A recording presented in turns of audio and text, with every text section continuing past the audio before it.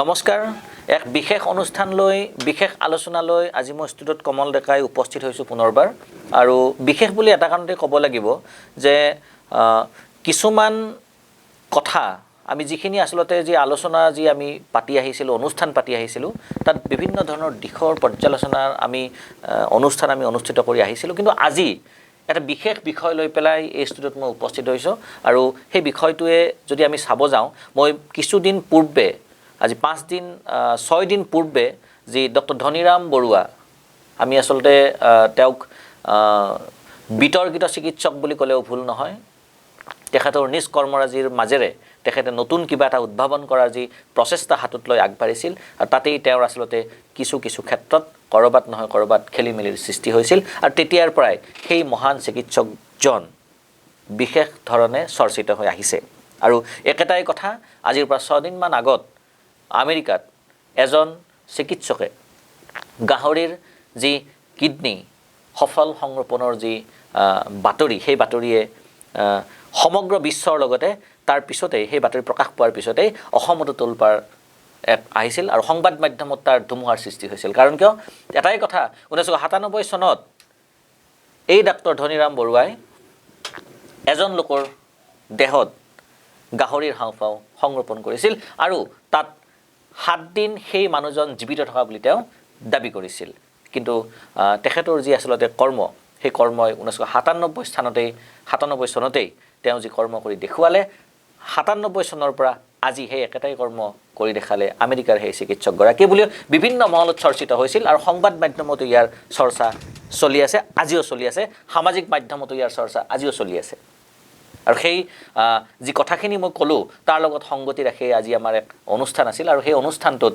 Doctor Dhaniram বৰুৱাই সততে দাবী কৰি আহিছিল যে এইচ ৰোগী যদি মোৰ ওচৰত আহে HIV পজিটিভ যদি কোনোবা আহে তেওঁ মোৰ ওচৰৰ পৰা মাত্ৰ 10টা ইনজেকশ্যন লৈ পেলাই গ'লেই তেওঁৰ সকলো শেষ হৈ যাব প্ৰকৃততে কথাষাৰ যদিও এইচৰ কোনো ধৰণৰ ঔষধ নাই বুলি বিভিন্ন সময়ত চিকিৎসা শাস্ত্ৰত কৈ আহিছিল বিভিন্নজনে কৈ আহিছিল যে এইচৰ কোনো ধৰণৰ এতিয়ালৈকে তেনেকুৱা কোনো কিউৰ কৰিব পৰা এইচ শেষ কৰিব পৰা তেনেকুৱা কোনো ঔষধ ওলোৱা নাই বুলিও বিভিন্নজনে কৈছিল চিকিৎসা শাস্ত্ৰত তাৰ কথা উল্লেখ আছিল কিন্তু তাৰ মাজতেই যদি এই কথাষাৰ সঁচা হয় তেতিয়াহ'লে সুখবৰ বুলি ক'লেও ভুল নহ'ব সমগ্ৰ বিশ্বৰ কাৰণে আশাৰ বতৰা লৈ আহিব ধনীৰাম বৰুৱাৰ এই যি গৱেষণা এইচৰ ওপৰত HIVৰ ওপৰত সেই আশাৰ এক বতৰা লৈ আহিব বুলি অনুমান কৰিব পাৰি আৰু তেওঁ সততে দাবী কৰিছিল যে 10টা ইনজেকশ্যনে HIV পজিটিভ ৰোগীক HIV নিগেটিভ কৰিব পাৰে আৰু তেওঁ সম্পূৰ্ণ এজন সুস্থ সবল মানুহ হিচাপে জীয়াই থাকিব পাৰে তেওঁ দাবী কৰিছিল আৰু তেওঁৰ দাবী কিমান দূৰ সঁচা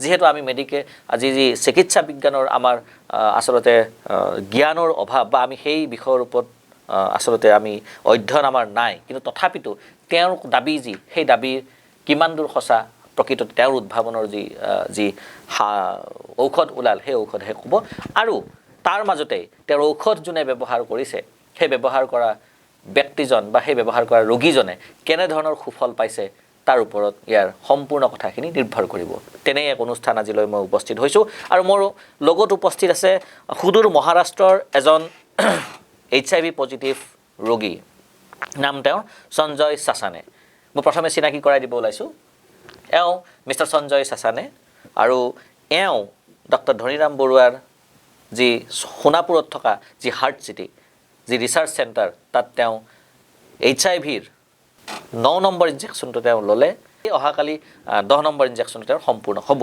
কিন্তু এই 9টা ইনজেকশ্যন লোৱাৰ পিছত তেওঁৰ যি সলনি তেওঁৰ দেহত আহিল তেওঁৰ যি তেওঁ আসলতে সুস্থ কিমান দূৰ হ'ল বা ধনীৰাম বৰুৱাই দাবী কৰা মতে তেওঁৰ সেই 10টা ইনজেকশ্যনৰ সুফল তেওঁ পাইছেনে নাই এই সমগ্ৰ কথাৰ আসলতে আমি এক সূক্ষ্ম দৃষ্টি ৰাখিছিলোঁ আৰু তাৰ ফলতেই এই সঞ্জয় সাসানেক আমি আমাৰ ষ্টুডিঅ'ত নিমন্ত্ৰণ কৰি আনিছিলোঁ আৰু গতিকে মই আহিছোঁ অনুষ্ঠানলৈকে তেওঁৰ পৰা এই সন্দৰ্ভত কিছু কথা জনাৰ মই চেষ্টা কৰিম संजय जी आपको जो न्यूज़ नेस्ट परिवार में आपको हम स्वागत करते हैं एक मिराकुल एक मैजिक जो डॉक्टर धनीराम बरुआ उसका जो नया इन्वेंशन जो आविष्कार कि हम एड्स को पूरी तरफ से ख़त्म कर देंगे और आप एक HIV पॉजिटिव पेशेंट है और क्या था एक्चुअली आप थोड़ा सा अगर इसके ऊपर में बोलेंगे कब आपका HIV पॉजिटिव हुआ था उसके बाद आप कितना साल मतलब आपका लाइफ के ऊपर क्या क्या चेंजेस आया, थोड़ा सा अगर बोलेंगे तो आप। कब आपका वो हुआ था? 2010 से हाँ। बीमार गिर रहा था, बार बार बीमार गिर रहा था मैं, तो ऐसे लोकल डॉक्टर से ट्रीटमेंट करता था। लेकिन 12 में जब बॉडी पे चिकन पॉक्स, रिंग वॉर्म्स ये ज़्यादा बढ़ गए, तो 12 में मैंने चेक किया, डायग्नोज हुआ HIV पॉजिटिव।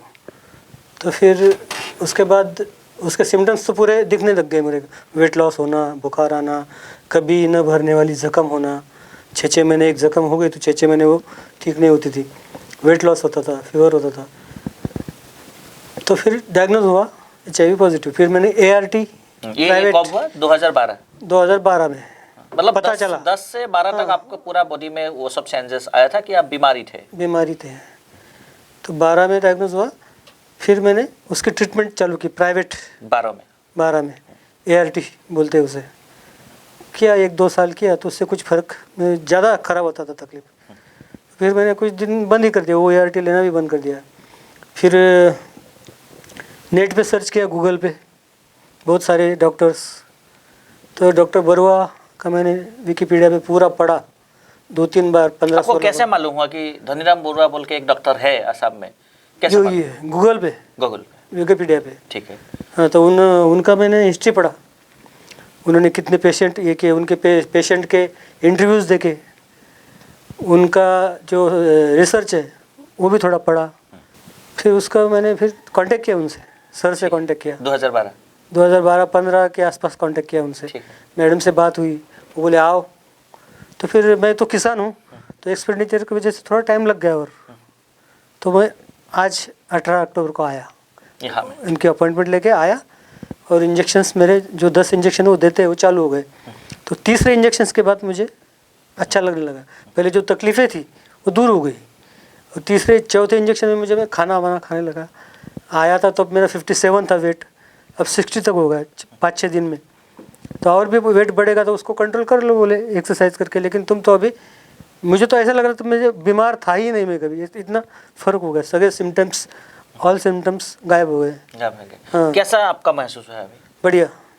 अभी जो आपका जो फीलिंग्स है कि हम एक HIV पॉजिटिव बीमारी थे, HIV पेशेंट थे, अभी आप भी बोल रहे कि आप नहीं हैं, HIV आपके पास जो सिम्टम्स था वो भूल गए आप, तो क्या फीलिंग्स है आपका? बहुत बढ़िया है, thank God, thank doctor Barua.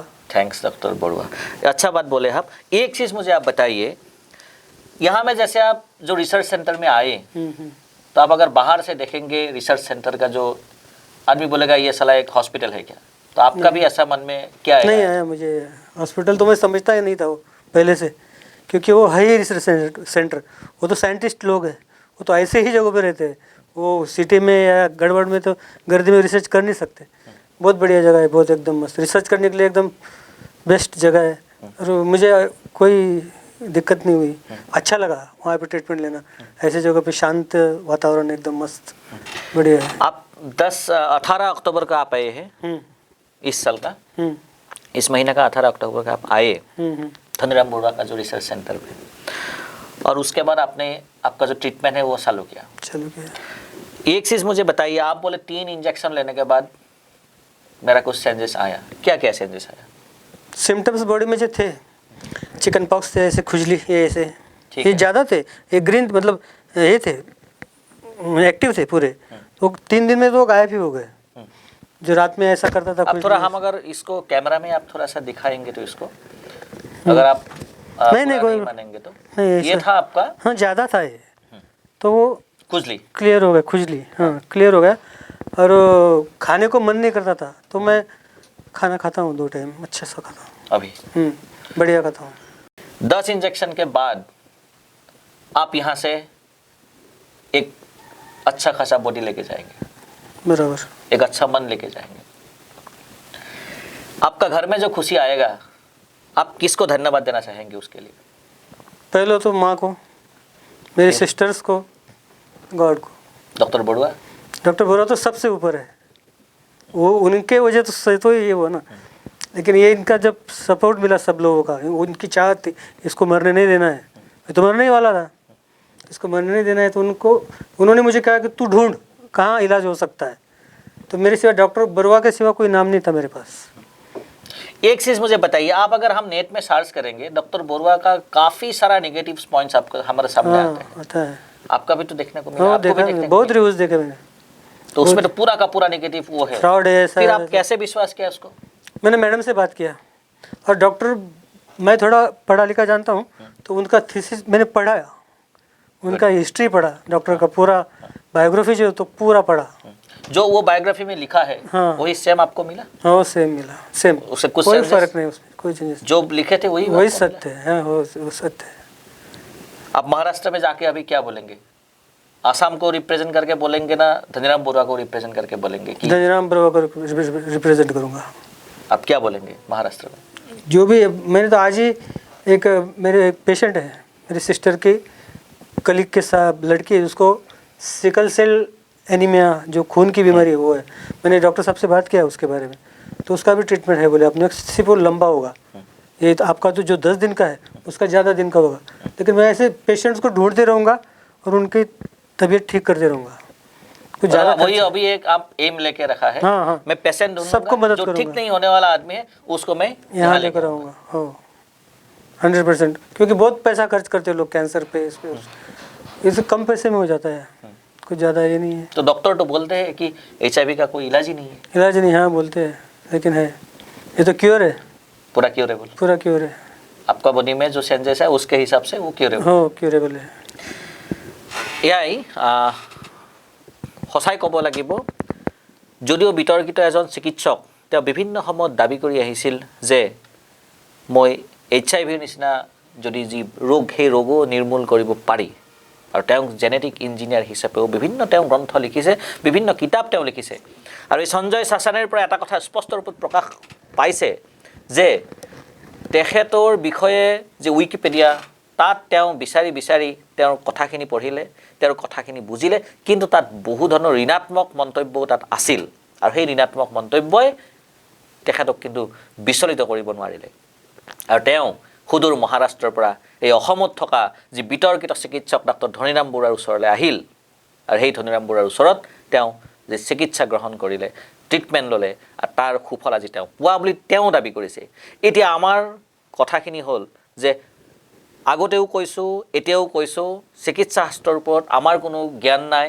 চিকিৎসা শাস্ত্ৰৰ বা আমি ধনীৰাম বৰুৱাকো কোনো ধৰণে ইয়াত প্ৰমোট কৰাৰ চেষ্টাও কৰা নাই। কিন্তু যদিহে প্ৰকৃততে ধনীৰাম বৰুৱাৰ এই যে সুদূৰ প্ৰসাৰী উদ্ভাৱন, যি ৰিচাৰ্চ, যি গৱেষণা, যি আৱিষ্কাৰ, সেই আৱিষ্কাৰ যদি সঁচাই সফল এখেতে কোৱাৰ নিচিনা হৈছে, বা সঁচাই যদি সেই যি ইনজেকশ্যনে তেওঁক এক নতুন জীৱন দান কৰিছে, তেতিয়াহ'লে ধনীৰাম বৰুৱা কিন্তু সঁচাই, মই ব্যক্তিগতভাৱে মই ক'ব বিচাৰিছোঁ, ধনীৰাম বৰুৱাই আচলতে আমাৰ অসমৰ কাৰণে এক সম্পদ হৈ পৰিব। গতিকে এই ক্ষেত্ৰত আমাৰ বিশেষ কৰিবলগা একো নাই। কিন্তু এটাই কথা যে তেওঁৰ যি গৱেষণা, সেই গৱেষণা সদায় মানৱ যি হিতৰ কাৰণে সদায় সৃষ্টি হওক, সদায় মানুহৰ যি আচলতে আহিব লগা যি ভয়ংকৰ পৰিস্থিতি মানৱ দেহক লৈ পেলাই, যিহেতু তেওঁ চিকিৎসক, গতিকে তেওঁৰ গৱেষণাই সেই ভয়ংকৰ পৰিস্থিতিসমূহৰ ক্ষেত্ৰত মোকাবিলা কৰাৰ কাৰণে এক অস্ত্ৰ তেওঁ তৈয়াৰ কৰাৰ চেষ্টা কৰক, সেয়া আমাৰ কাম্য। আৰু আমিও তেনে এজন নমস্য ব্যক্তিক আমি সঁচাই ক'ব গ'লে ধন্য মানিছোঁ যে তেওঁৰ আৱিষ্কাৰৰ দ্বাৰাই আজি মোৰ ওচৰত বহি থকা এই সঞ্জয় চাচানে যি HIV পজিটিভ ৰোগী আছিল, তেওঁ আজি সম্পূৰ্ণ সুস্থ বুলি দাবী কৰিছে। একেটা দাবীয়ে কিন্তু ডক্টৰ ধনীৰাম বৰুৱাও আমাৰ সন্মুখত কৰিছিল যে HIV হওক, মই যি HIV নিচিনা বেমাৰ, তাত মই 10টা ইনজেকশ্যনত মই ঠিক কৰিব পাৰোঁ। আৰু তাৰ জ্বলন্ত প্ৰমাণ বুলি ক'লেও ভুল নহয়, মোৰ ওচৰতে বহি আছে। কাৰণ তেওঁ সেই ৰোগীগৰাকীয়ে নিজেই প্ৰকাশ কৰিছে যে মই আজি সুস্থ। 2010ৰ পৰা 2012 চনলৈকে যিটো মোৰ অৱস্থা আছিল, 12 চনৰ পৰা মই সম্পূৰ্ণ মই যিখিনি আচলতে AIDS ৰিলেটেড যি ট্ৰিটমেণ্ট, সেয়াও মই লৈছিলোঁ, কিন্তু মই সুফল নাপালোঁ বুলি তেওঁ কৈছে। আৰু আজি ডক্টৰ ধনীৰাম বৰুৱাৰ সেই 10টা ইনজেকশ্যনত তেওঁ সুস্থ সবল বুলি দাবী কৰিছে। এইখিনিতে এটা কথা ক'ব লাগিব যে ডক্টৰ ধনীৰাম বৰুৱাৰ ওচৰত আমি যেতিয়া গৈছিলোঁ, তেখেতৰ যি আমেৰিকাৰ যিগৰাকী চিকিৎসকে গাহৰিৰ বৃক্ক সংৰোপণৰ সফল সংৰোপণৰ যি বাতৰিয়ে তেওঁ উৎফুল্লিত কৰিছিল, সেই খবৰ ল'বলৈ আমি গৈছিলোঁ। তেতিয়া তেওঁ এটা কথা আৰু দাবী কৰিছিল যে ভৱিষ্যতে মোৰ গৱেষণা এনে এটা দিশত গৈ আছে যে প্ৰতিগৰাকী মাতৃয়ে একো বেমাৰ নোহোৱা এটা শিশু যি শিশুৱে ভৱিষ্যত কোনো ধৰণৰ ভয়ংকৰ বেমাৰত আক্ৰান্ত নহ'ব বুলি সেই শিশু জন্ম দিয়াৰ কাৰণে এক ব্যৱস্থা তেওঁ লৈছে, তাৰ কাৰণে তেওঁ গৱেষণা কৰি থকা বুলি আমাক জনাইছে। আৰু যদি সেয়া হয়, সেয়া মানৱ সমাজৰ কাৰণে এক ক'ব গ'লে যি মিৰাকল, সেই মিৰাকল যেন অনুমান কৰিব পাৰি। আৰু আমি সেই সঞ্জয় চেচানেক আজি এই অনুষ্ঠানৰ পৰা বিদায় দিছোঁ আৰু ডক্টৰ ধনীৰাম বৰুৱাৰ যি আৱিষ্কাৰ, সেই আৱিষ্কাৰক সন্মান জনাই সেই আৱিষ্কাৰ যেন মানৱ হিতৰ কাৰণে সদায় থাকে আৰু তেওঁ যেন অসমৰ নহয় সমগ্ৰ বিশ্বৰ এটা যি চিকিৎসা শাস্ত্ৰৰ এটা সম্পদ হৈ পৰে, তাকে আমি কামনা কৰি আজি এই অনুষ্ঠানৰ পৰা মই বিদায় লৈছোঁ।